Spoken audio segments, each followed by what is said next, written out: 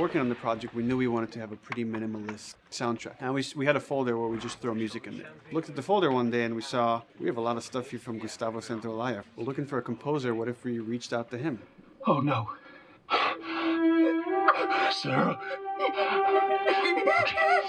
Move your hands, baby. I know, baby, I know. Listen, baby, I know this one. You're gonna be okay, baby. Stay with me. I want to pick you up. I know, baby. I know it hurts. Come on, baby, please. I know, baby. I know.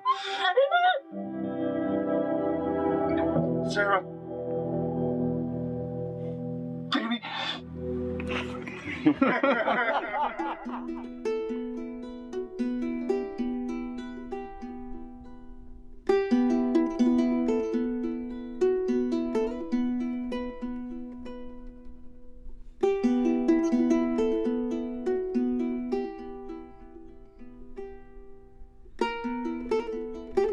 My life has been and still is kind of like a road movie. I grew up in Argentina. I came to the United States in 1978 because we had a horrible political situation in Argentina. We had a military dictatorship where 30,000 people disappeared at the hands of the government and many other more were tortured, and I was blacklisted. It was just impossible for me to keep on living there. I've been in jailed many times since I was probably 15 years old just because I had long hair and I play an electric guitar. So I had to embark on this trip.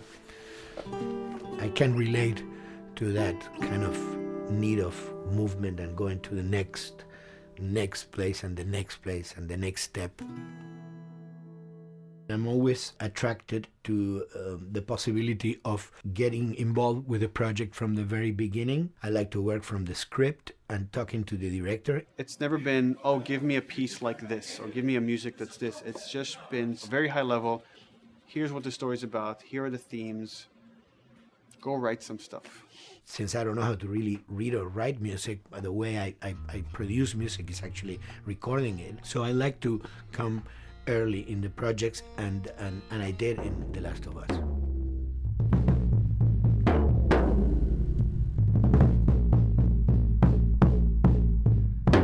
One thing that was fantastic from the very, very beginning was the freedom I had to try and to do whatever I felt could work, you know?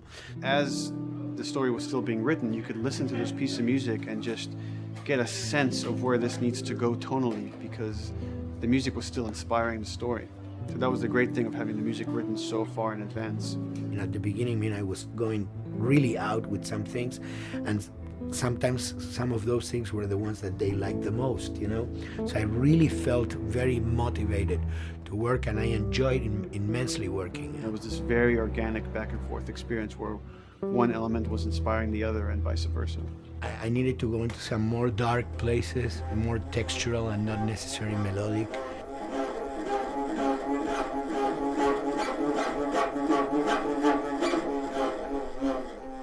I'm always trying to sort of push myself into playing instruments that I don't know how to play. There's an element of danger and innocence. Lennon once said, you know, give me a tuba and I will be able to do something. I'm an artist. I should be able to do something. I like to put myself in that situation.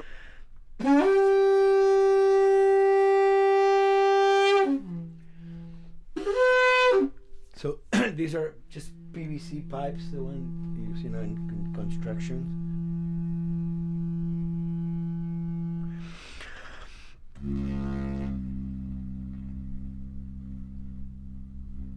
Or instruments that I know, kind of twist them. From the concept of the prepared piano, you know, I mean, I've worked with prepared guitar to stick things into the guitar and things like that. And also in The Last of Us in particular, I work with a detuned guitar. So I really tune the guitar extremely low. And the result is, you know, strings that are very loose and will produce not only sound, but produce noise. Because I believe, you know, every environment has its own sound. We have in our, you know, small studio, we have actually the possibility to record almost anywhere, including the bathroom, and we have done some fabulous recording, especially in the kitchen. When you score to picture, which is something that I don't do, then you know what you're going to expect. But when you provide people with music, like I've done in all the films that I've done, and then you see it, how the director decided to use that, you know, in what particular way he uses or where they edit it, it's always fascinating to me. I watch a scene and I'm going, you know, it's fantastic how they use this piece. I would have never, of all the music that I've done, probably I would have never used this piece there, but it works, you know, great. So I like that feeling of a collaboration.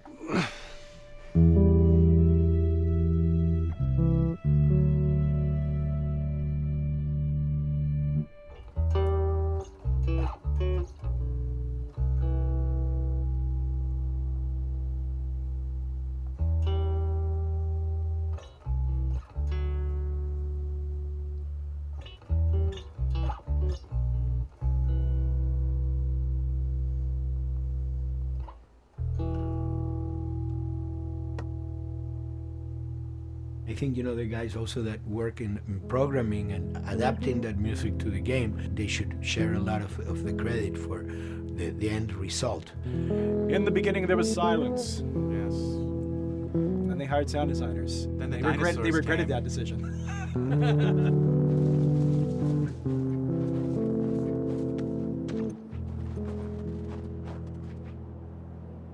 Hold it steady.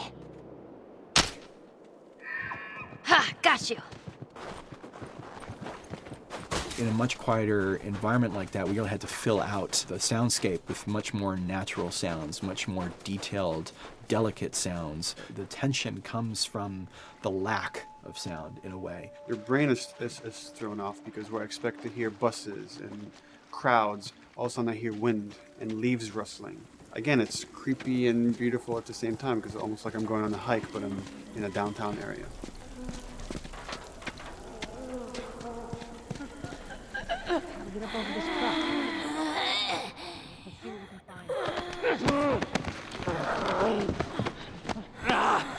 To Neil, I mean, we were going through the iterations, so he just did not want, like, yells and screeches and what he called, like, you know, kind of witchy qualities, Right. the cackling witch. He didn't want anything like that. It was a little bit of a head scratcher to figure out, okay, how do we make it sound human but not human? Yeah. We really did not want to use any animals. We wanted these all to be human.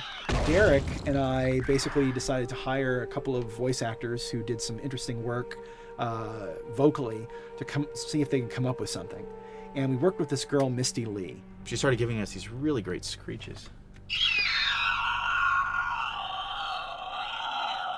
And that's no process. Yeah, that's just her voice. And it started going into this little click. We also used a little bit of Phil's voice.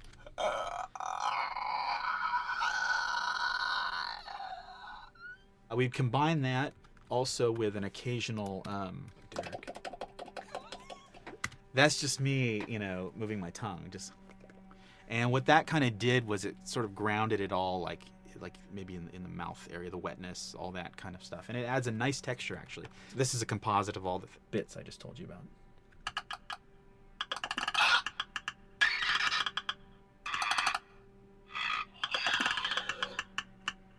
Sounds like a Snapple bottle. Oh, the lid? Like the lid, yeah. That's a good idea. Fuck, where were you guys like months ago? Why did we think of that? Why did we think of that?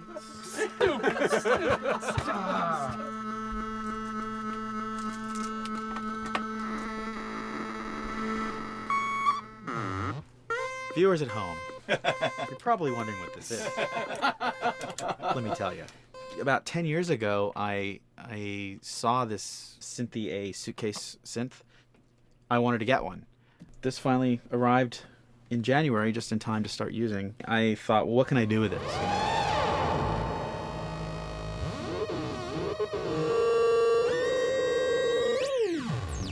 In Lakeside, there's a whiteout that happens, and this thing has a noise generator, which gives really convincing wind sound.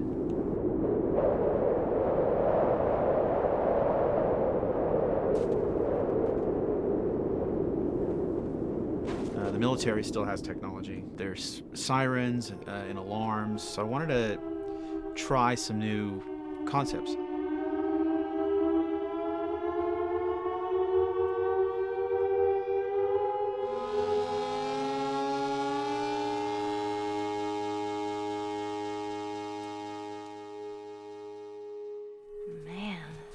What? Nothing, it's just... I've never seen anything like this, that's all. You mean the woods? Yeah. Never walked through the woods. It's kind of cool.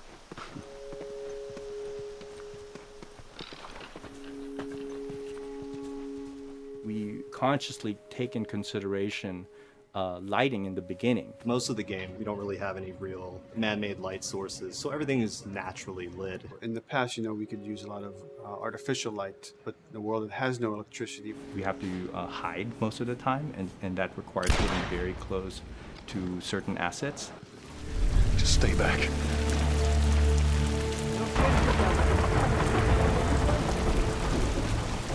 Otherwise, can't.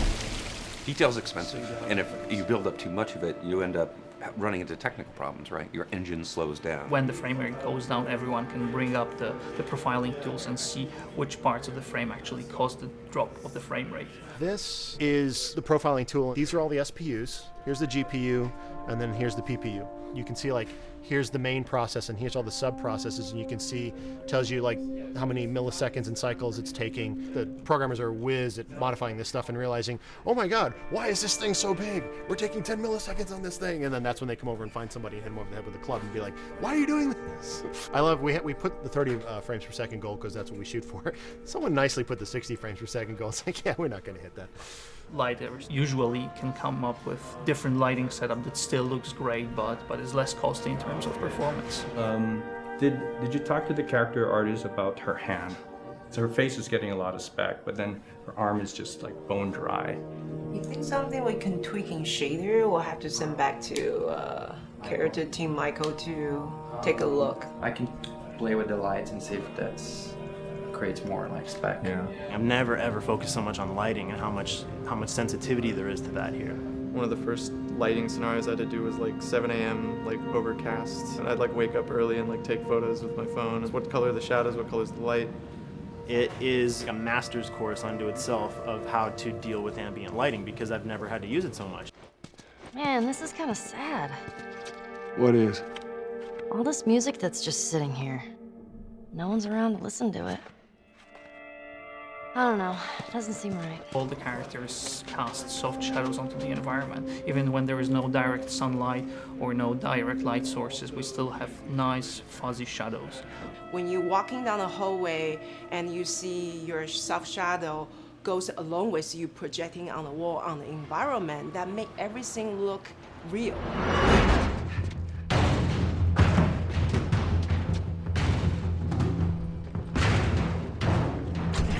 Follow me through here. Okay. The flashlight brought a whole new spin on it. So some of the environments end up being really, really dark, and you need the flashlight to get around. Give me your hand. We want to have the environment be really dark, but also at the same time have colorful surfaces that are sort of hidden, so when a flashlight hits one of those, it bounces off onto the ceiling. If you shine a light on a red wall, it will bounce the red lighting on the whole environment. And it's very difficult to do, very expensive, but we did it. Everything should have a bounce lighting. Otherwise, the world is gonna feel dry and unrealistic.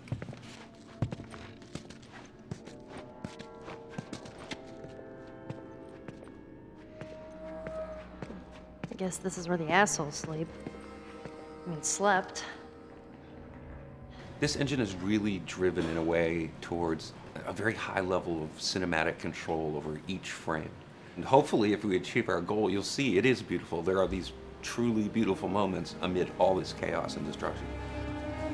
Yeah, once we're done with this whole thing, I'm gonna teach you how to play guitar. What do you say, huh? Ellie, come on.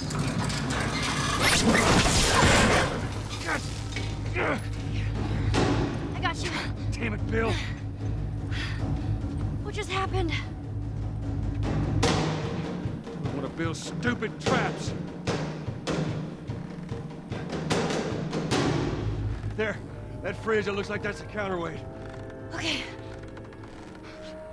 The story really dictates sort of the arc of the overall pacing. storytelling would always want to be subtle. They would always want to keep the world grounded in reality. But gameplay has requirements where the player needs to see this thing. The player needs to immediately know that the enemy is attacking, that this room is dangerous, that this room is a puzzle that you have to solve. What are the things that we can do on the joystick to make you feel the same way that these characters are going to feel when we get to this next pinch point in the story? There's a turn in a scene that we need these characters to take, and we need you to feel it or understand that, and that means you have to play it. Sail! Oh, thank God. Keep running. Doorway, over there. Run!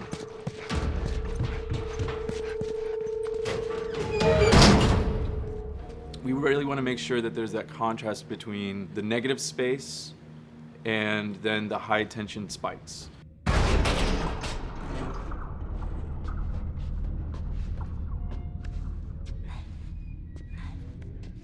A lot of times we won't play music, or we'll play very minimal music just to let you know kind of the state, whether you're still in stealth or combat has broken out. Hearing someone's footsteps or hearing a person breathing on the other side of the door has so much tension to it. You hear that? Shh, quiet. You feel the tension of the world, make you question whether you want to engage with these guys or kind of try to stealth around them. That's another reason why we don't have traditional cover in the game. You smoothly move around everything, contextualizing with the environment, but you're never locked down. We want the player to, with that crafting system, with the scavenging system, with all of the abilities available to them, to constantly be moving around and changing as the moment arises. Gameplay is all about, I have a limited set of tools, and how am I going to use those tools and those limitations to overcome this obstacle in front of me. And that obstacle might be infected, might be another class of humans that wants to kill me for a bottle of alcohol in my shoes.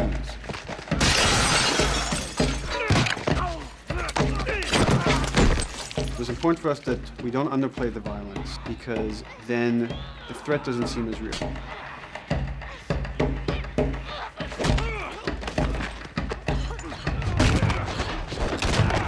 We see video games as this incredible medium to tell stories. We want to treat it as equals to books or comics or TV or movies. This is subject matter that would not be considered out of the ordinary to tell in one of those other forms of entertainment. Fucking honors. See, this could have been us. We wanted you to buy just the desperation of these people and why they're behaving this way, because it's so brutal. And at the same time, we didn't want to make it so over the top, stylizing it, so then it doesn't become as real. It was important for us actually to hit that middle ground where it's kind of disturbing. That glint that's happening on that curvature, it'd be good if there was a way that we can guarantee that from this angle, we're seeing it. It seems but really it's flat. overall too bright and opaque. Yeah, looks like paint. Yeah, see, the blood on the ground works really well. It's something about the other shader is messed up in this environment. We got to fix that to unify the look. Shouldn't make you giggle or laugh or any of that. You should be kind of appalled by what you have to do, but you understand why you're doing it.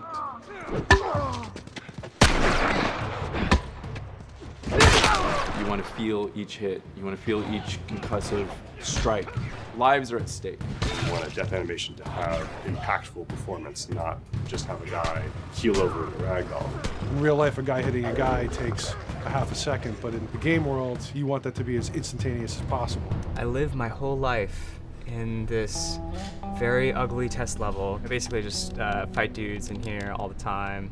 Almost every move is divided between like an intro and a swing. One of the many things I have to end up doing is like counting frames and being like, okay, on frame 18, I want you to get out of here. I want you to be able to start moving. Every hit reaction that an NPC plays, they are not necessarily in the correct pose. When you strike them the next time, we just pop them with a 0 frame animation change, which is usually kind of a no-no, you know what I mean? Normally you want characters to blend smoothly and realistically into animations.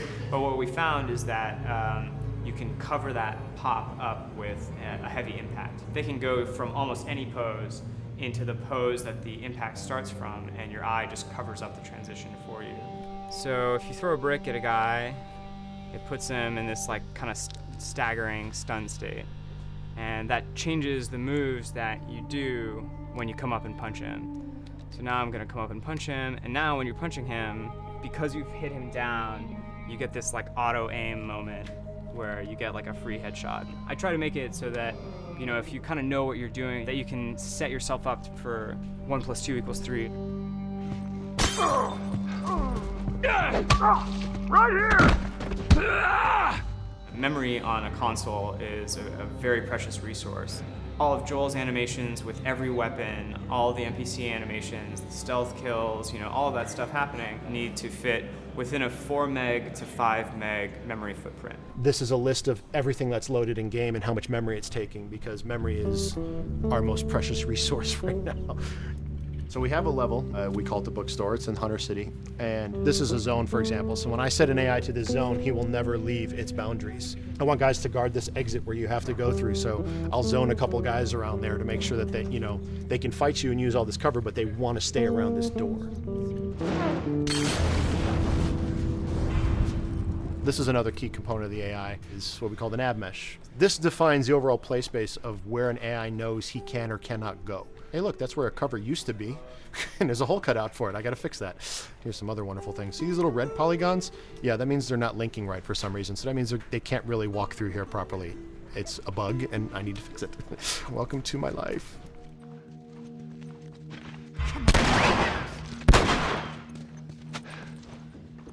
Hey!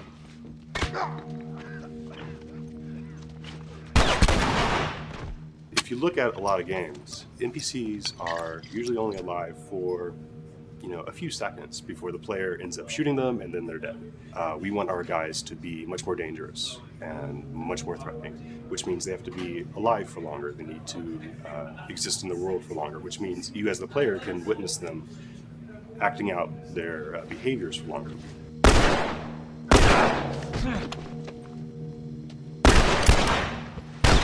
So we've been working really hard on our AI systems. Back of the box, biggest bullet is going to be like AI. So we tried a number of different prototypes with the buddies, including having Ellie be super independent of you. She would try to flank the enemies, get behind them, or get between you and them. And a lot of times those decisions should surprise you, just like a real person, a real character would surprise you. And we discovered after many different prototypes, the best thing for her to do generally is to stay very near you.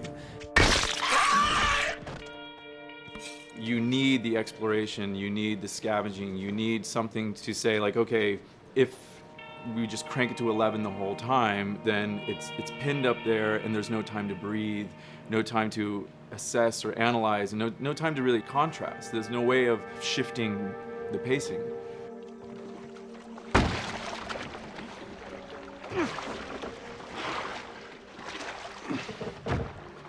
Puzzles are really weird, especially like Naughty Dog puzzles. I think they're very simple and satisfying. Most of this puzzle is strict exploration. You can see the ladder here, you can see the pallet there, you can see a clear route up to the ladder. So you're like, okay, maybe I have to get Ellie to the pallet, push the pallet over to this side, and like Ellie will climb up and lower the ladder. So that whole part is like, that's not a puzzle, that's not regarded as a puzzle, but when you feel like you've got to the solution and you're like, okay, I'm going to climb this ladder, and you climb it, and it breaks off, hopefully then the player will feel a little bit stumped and they'll be like, I'm not really sure what I am meant to do now. And so this is where the puzzle starts. Hopefully at this point, like all of the elements that the player needs to solve the puzzle are very familiar to them because they've been through the previous exploration beats. They're improvising with elements that are at their disposal. That's a really sort of like strong theme throughout like The Last of Us. Like you're a survivor, you'll take whatever tools you're given and you'll use them in like creative ways to survive.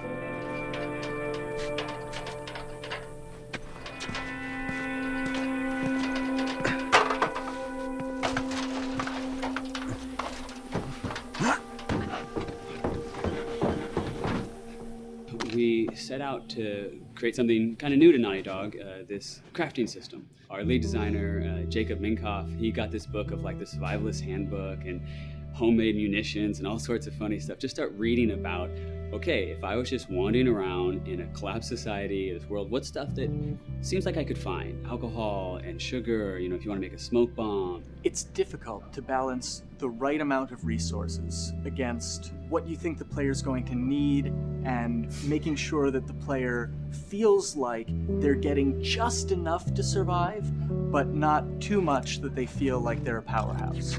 We wanted you to be forced to make some choices in the world that showed how depleted the resources were. So if there's a particular point in the story where the characters are having a particularly difficult time surviving, then we want you as the player to be finding fewer items, farther apart, harder to survive. We will item starve you at the same time that those characters are feeling starved and worn out. Then you expose something to them. Oh, here's a cache, and if I can just get into that cache. Oh, look, there's a wealth of things in here. God, I was so worried. My health was low. If I had run into a combat, because it's always that thing in your head, it's that Hitchcockian thing about the danger that you see is less meaningful than the danger that's in your head.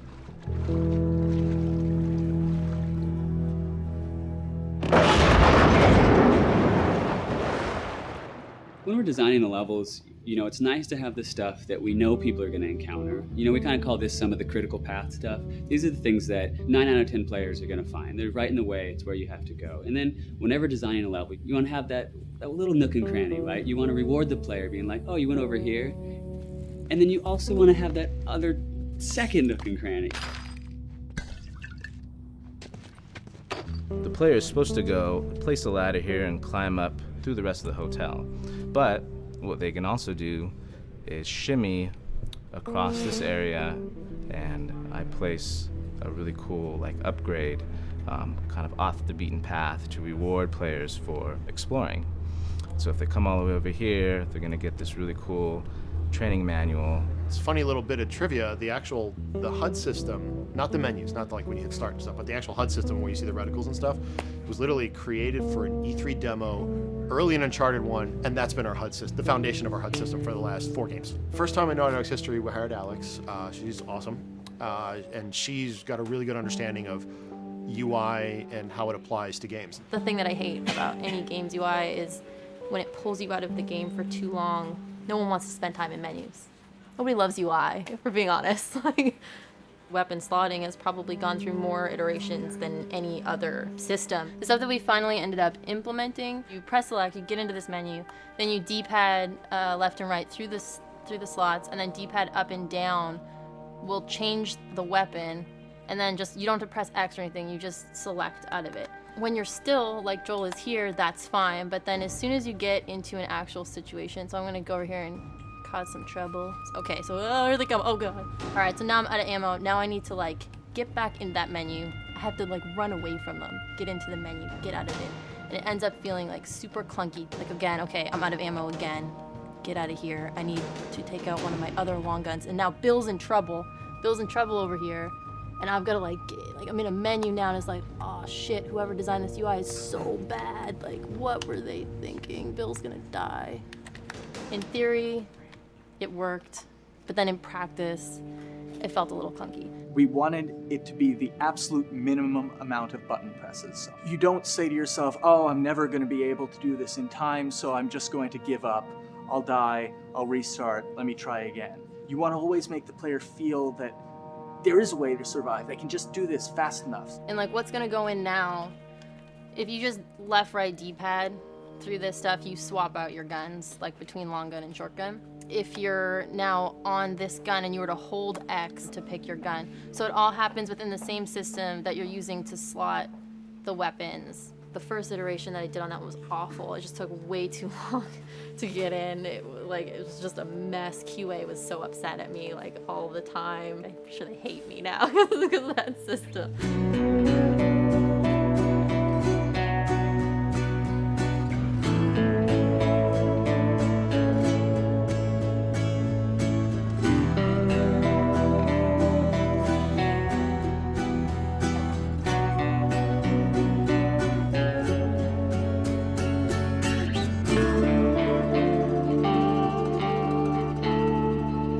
I think the way the industry is kind of maturing and changing in general, you're seeing a lot more focus and importance on refinement and polish. So having internal QA really helps. The industry is kind of changing from QA being this like tighten up the graphics on level 3 bro kind of vibe to like really being a more technical, mental, investigative job. On the publisher side, it's more reactive towards the code being delivered in a stable, controlled environment. Whereas on the developer side, especially at Naughty Dog, we are going beneath the art and the design. We're given enough weight where we can go up to somebody and be like, look, you have to fix this. Why? Come over, I'll show you. That kind of feedback, I would love to be able to say like, that was us, but it gets so diffused throughout the iteration process that you're just kind of like adding your, I guess like genes into the gene pool and then just seeing what happens, you know what I mean?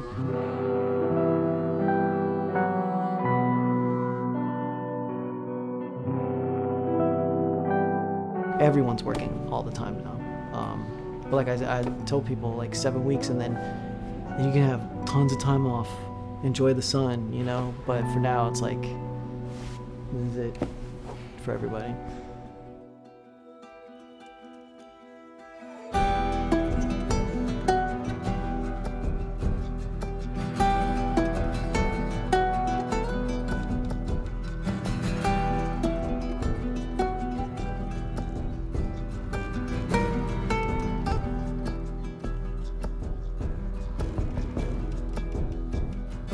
Crunching is part of making games.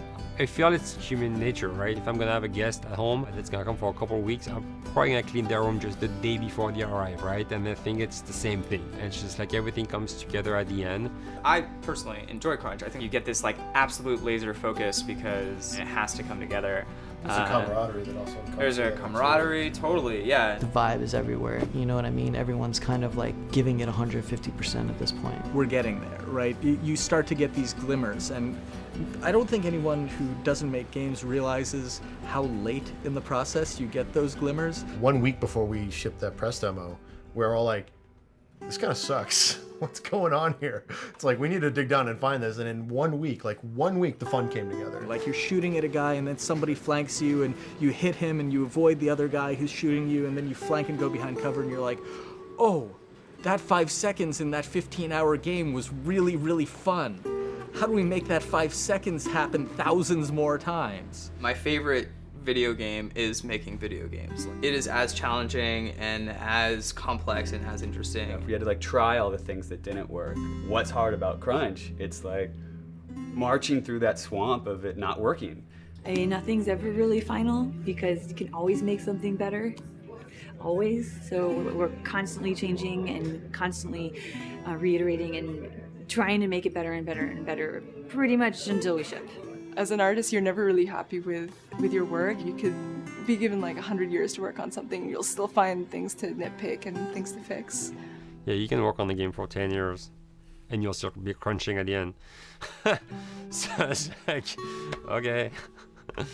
All of a sudden, it's like getting ready one morning in the shower and I was just like, oh yeah, I'm about to ship another title and this is gonna be a really good title. And it gets you excited and you're like, all right. Do I think the game's gonna be good? Yeah, it's gonna be awesome. I think it was good a little while ago, and now we're gonna make it kind of amazing. Yeah. What it will take to get there in these next 5 weeks, it's gonna be a lot. I'm excited. I have faith. Every time we're shipping a game, it's terrifying. You just hope for the best. You don't know, right? I mean, like people have different opinions. We have to go with our guts, and I trust the team just to pull it off. This, hands down, is the hardest, most challenging thing I've ever done. We sweat a lot, and we worked a lot, and we all went home tired, you know? But I think that's you're gonna see that on the screen. I think that's gonna pay off. Ellie? Ellie? What? The ladder. Come on. Right. After David, Ellie's visibly distant.